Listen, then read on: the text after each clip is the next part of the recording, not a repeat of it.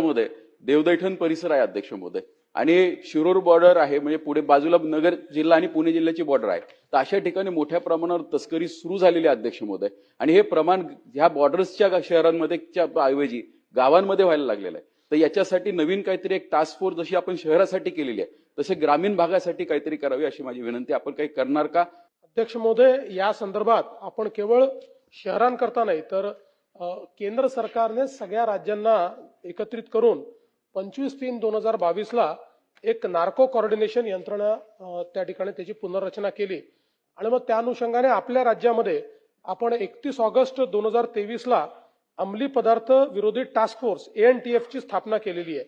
आणि मागच्याच वर्षी आपण अधिवेशनामध्ये याच्या संदर्भात स्पेशल जे काही पदं आहेत ती पदं याच्याकरता निर्माण केली आहेत. आपल्याकडे पूर्वी काही विविक्षित जे कमिशनरेट होते त्याच ठिकाणी आपला अँटी नार्कोटिक फोर्स असायचा, पण आता जवळजवळ सगळीकडे प्रत्येक पोलीस स्टेशनला अँटी नार्कोटिकच्या संदर्भातला आपला फोर्स आपण तो तयार केलेला आहे. आणि याच्यामध्ये जवळपास आता 202 अधिकारी कर्मचारी आहेत, 346 नवीन पदं आपण अजून तयार केलेली आहेत. त्यामुळे सर्व जे काही युनिट्स आहेत त्या सगळ्या युनिट्समध्ये आपण ANTF स्थापन केलेलं आहे.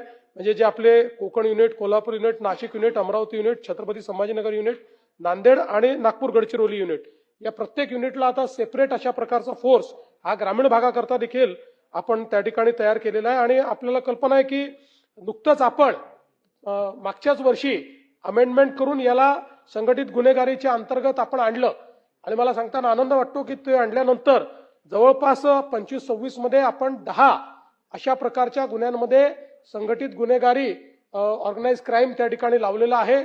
आणि कोर्टाने देखील म्हणजे न्यायालयाने देखील आपण जो हा निर्णय घेतलेला आहे या निर्णयाला पाठिंबा दिलेला आहे, किंवा तो जो आपण संघटित गुन्हेगारी जी काही लावली ती कुठेही त्यांनी स्ट्राईक डाऊन केलेली नाही. त्यामुळे आता या संदर्भात अतिशय कडक अशा पद्धतीचं काम आपण सुरू केलेलं आहे. आणि आपण जर बघितलं तर याचे धागेदुरे हे वेगवेगळ्या राज्यातच नाही आहेत, हे परदेशात देखील आहे. परदेशातनं देखील आपण आता डिपोर्ट करून लोक आणणं सुरू केलेलं आहे.